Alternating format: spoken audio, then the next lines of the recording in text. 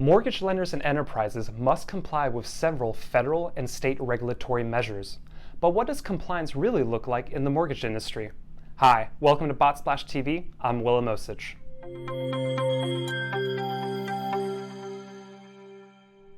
Regulatory measures are put in place to ensure integrity, privacy, and fair treatment in mortgage lending, making it vital for mortgage lenders and enterprises to be compliant with such measures. The Telephone Consumer Protection Act, or TCPA, which we've covered here on Botsplash TV, is another form of regulatory measures that mortgage lenders have to be compliant with.